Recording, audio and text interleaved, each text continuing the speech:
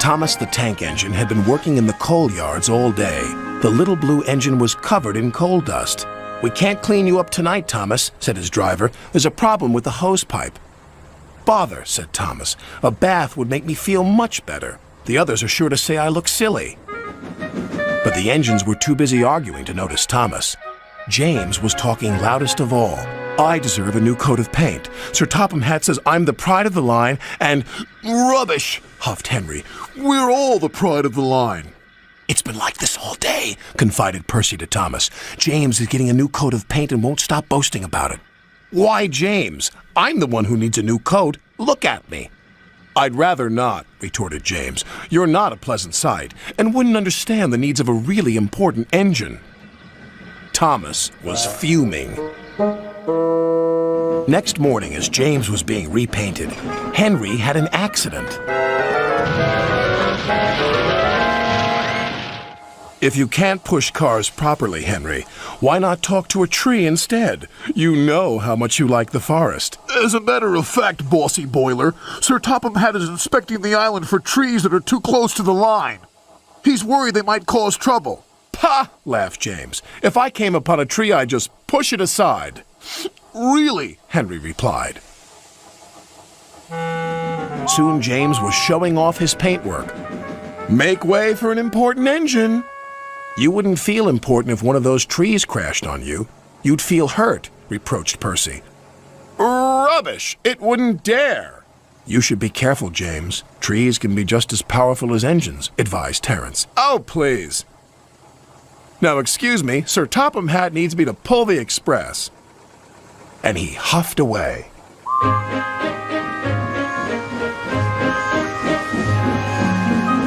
But James was wrong. "You must go to the yards and collect an important goods train, James. It's heavy, so be careful," said Sir Topham Hatt. "But, sir, I've just been repainted. Can't Thomas or Percy do it? They're dirty and like working with freight cars." "Really useful engines don't argue." So James didn't. By the time he arrived at the yards, the weather had changed for the worse. "Your color's nice, James. Pity about your face, though," said a freight car. James ignored them and set off.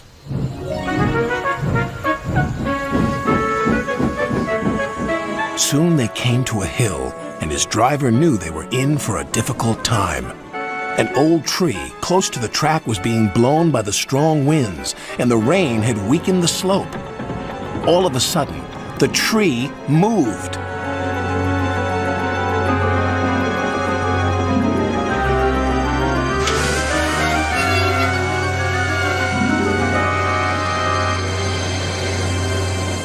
"Oh, help!"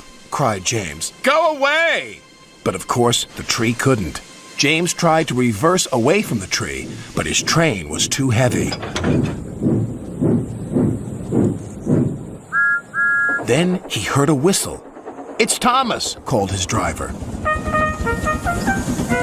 James felt embarrassed and worried that Thomas would laugh at him, but Thomas didn't. He knew this was no time for teasing. "Beep, beep." "I'm ready," whistled Thomas.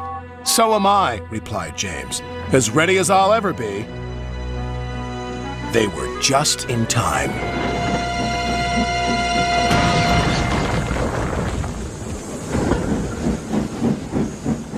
Later, James spoke to Thomas. "Percy and Terence were so right to warn me.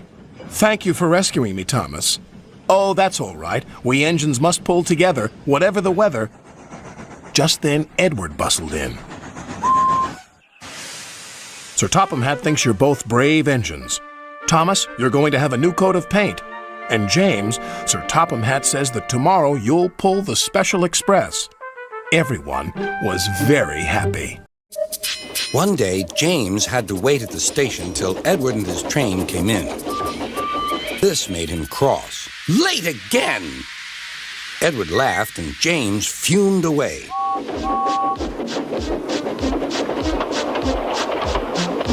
After James had finished his work, he went back to the yard and puffed onto the turntable.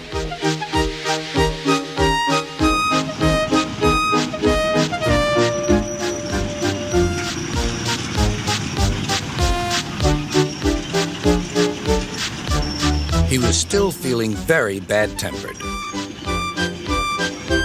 Edward is impossible, he grumbled to the others. He clanks about like a lot of old iron, and he is so slow, he makes us wait. Thomas and Percy were indignant. Old iron? Slow?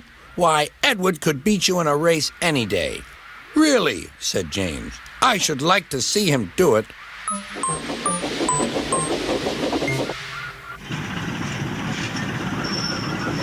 Next morning, James's driver was suddenly taken ill. He could hardly stand, so the fireman uncoupled James ready for shunting.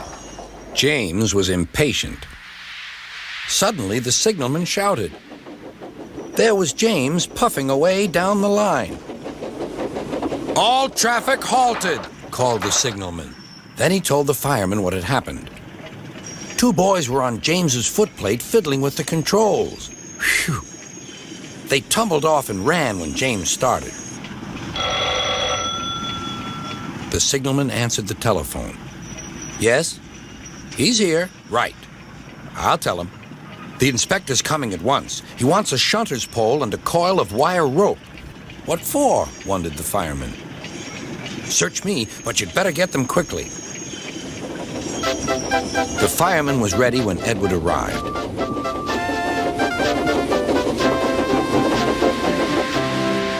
The inspector saw the pole and the rope. Good man, jump in. We'll catch him, puffed Edward. James was laughing.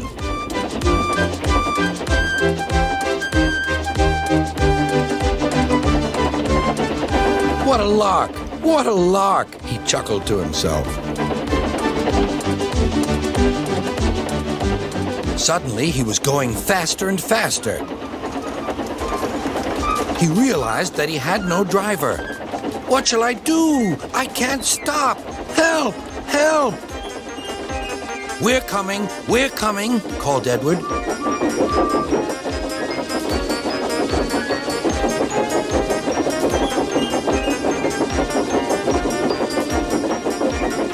Edward was panting up behind with every ounce of steam he had. At last, he caught up with James.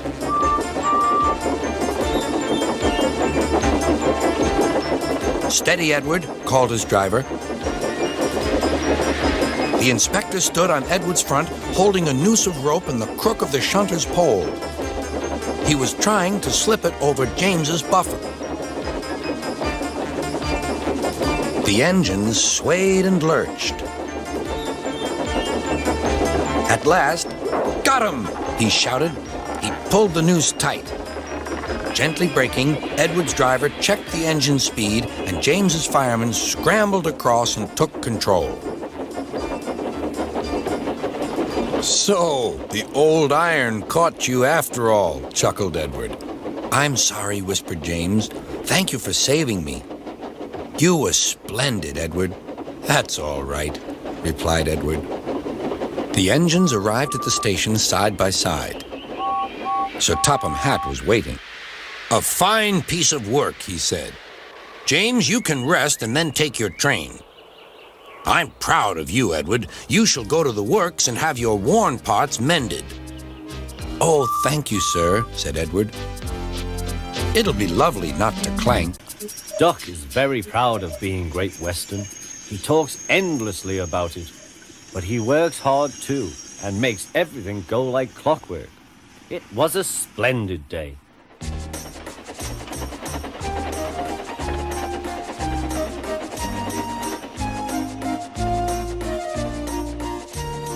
The trucks and coaches behaved well. The passengers even stopped grumbling.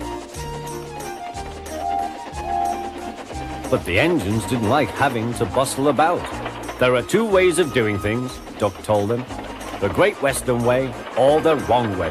I'm Great Western and don't we know it, Ray groaned. The engines were glad when a visitor came.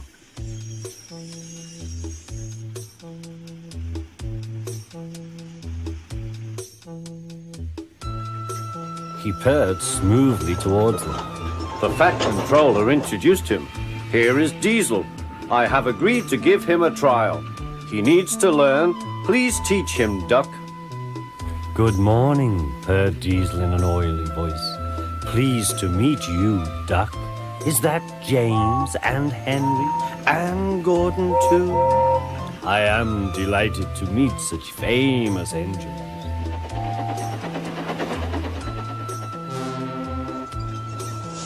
The silly engines were flattered. He has very good manners, they murmured. We are pleased to have him in our yard. Duck had his doubts. Come on, he said. Diesel purred after him.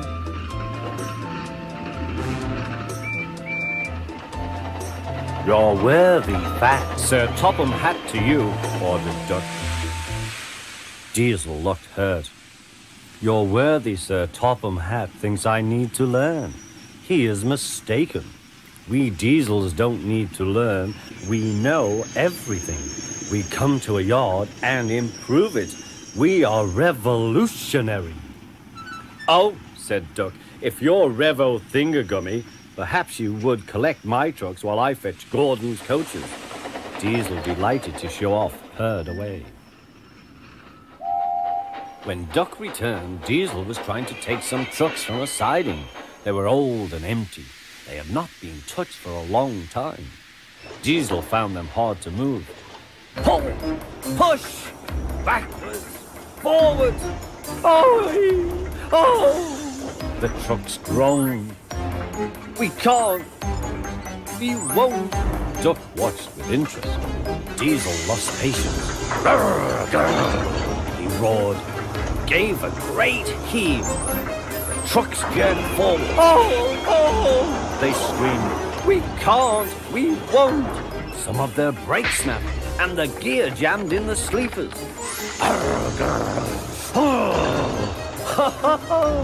Chuckled Duck. Diesel recovered and tried to push the trucks back, but they wouldn't move. Duck ran quietly round to collect the other trucks. Thank you for arranging these, Diesel. I must go now. Don't you want this lot? No, thank you. Diesel gulped. And I've taken all this trouble. Why didn't you tell me? You never asked me. Besides, said Duck, you were having such fun being Rev whatever it was you said. Goodbye.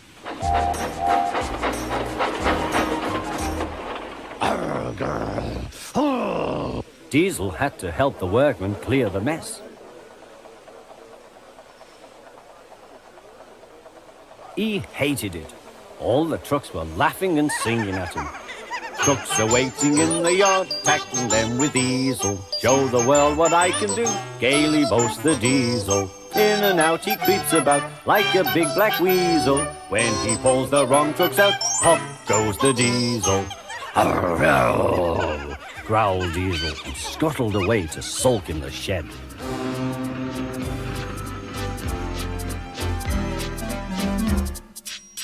On starry nights when the moon is full and the air still, you can hear the sounds of faraway ships and distant laughter.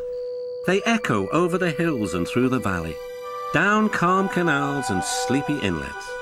Every engine knows that these are the sounds that say the harbour is hard at work at the big station by the sea. One night, a special load of fish was ordered. The Fat Controller decided that extra vans must be added to the train that the men called the Flying Kipper. The only vans available were old ones. They had not been used for a long time.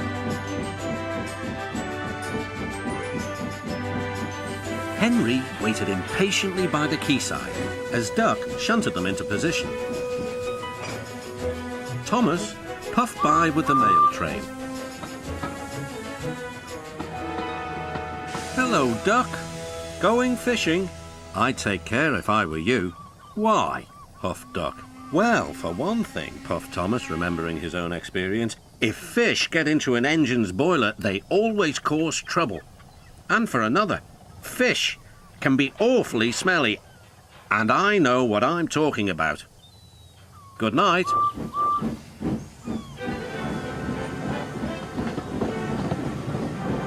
Henry grunted dreadfully. You'll just have to put up with it, Henry, said his driver. At least the extra load will mean you can have another engine help us up Gordon's Hill.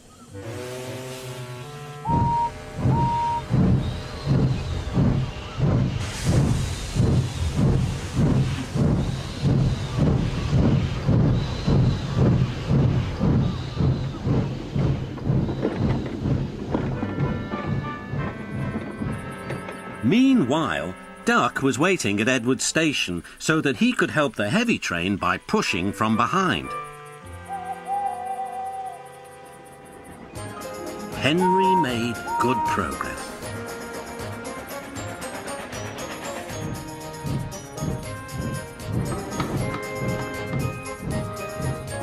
When they reached Edward Station, his driver stopped the train beyond the platform.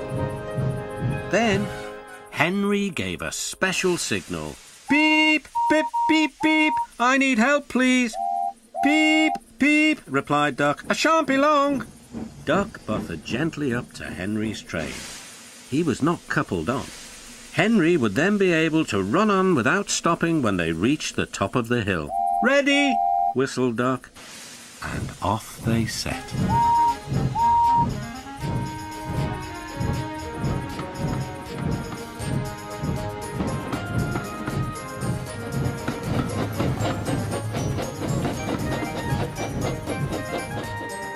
Soon they reached Gordon's Hill. Push hard, puffed Henry. We're doing it, replied Duck. Henry was pulling his train harder than he realized.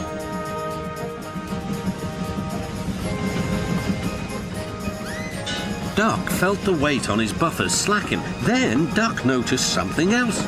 There's no sign of a tail lamp, he puffed. He whistled, but there was no reply. Meanwhile, Henry had noticed something too. My train's getting heavier, he thought to himself. I'm slowing down. Then there was trouble.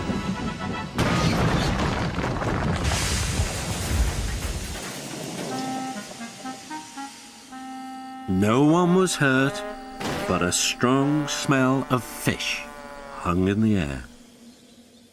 Next day, workmen found a broken tail lamp at the bottom of the hill. The fat controller spoke kindly to Duck. The accident wasn't your fault. We should have checked that this tail lamp was fixed on properly. We'll soon have you in working order again. Thank you, sir, said Duck sadly. Thomas told me to be careful about fish. They got me in a right pickle, didn't they? One winter evening, Henry's driver said, "We'll be out early tomorrow. We've got to take the Flying Kipper. Don't tell Gordon, but I think if we pull the Kipper nicely, Sir Topham Hatt will let us pull the Express. The special coal they gave you is working well." "Hooray!" cried Henry. "That will be lovely."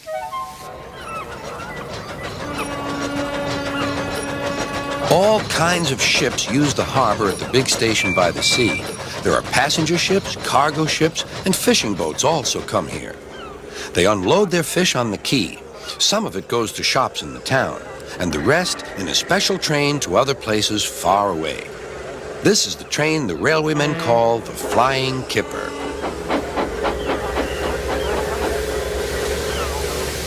Henry was ready at 5 o'clock. There was snow and frost. Men hustled and shouted, loading up the crates of fish. The last door banged, the guard showed his green lamp, and the Flying Kipper was ready to go.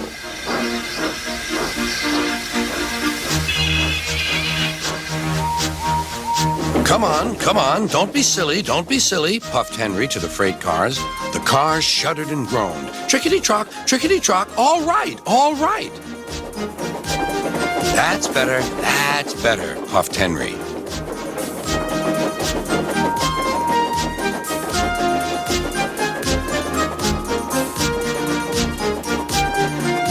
Clouds of smoke and steam poured from his funnel into the cold air, and the fire's light shone brightly.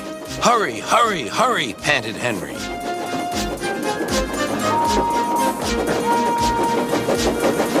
They were going well. The light grew better. Signal lights shone green as they passed.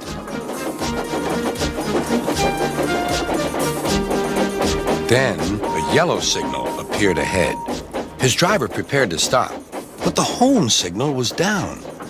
"All clear, Henry. Away we go." They couldn't know the switches from the main line to a siding were frozen, and the home signal should have been set at danger, but snow had forced it down. A freight train was waiting in the siding to let the Flying Kipper pass, and the driver and fireman were drinking cocoa in the caboose. "The Kipper is due," said the conductor. "Who cares?" said the fireman. "This is good cocoa." The driver got up. "Come on, fireman, back to our engine." They got out just in time.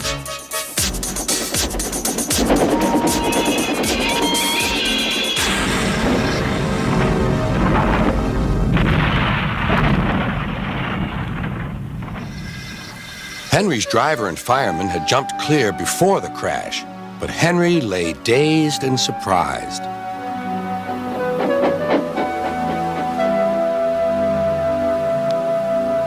Sir Topham Hatt came to see him. "The signal was down, sir," said Henry. "Cheer up, Henry. It wasn't your fault. Ice and snow caused the accident. I'm sending you to Crewe, a fine place for sick engines. They'll give you a new shape and a larger firebox. You'll feel a different engine, and you won't need special coal anymore. Won't that be nice?" "Yes, sir," said Henry, doubtfully.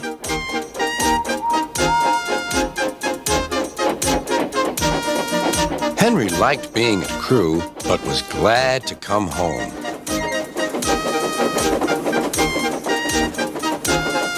A crowd of people waited to see him arrive in his new shape.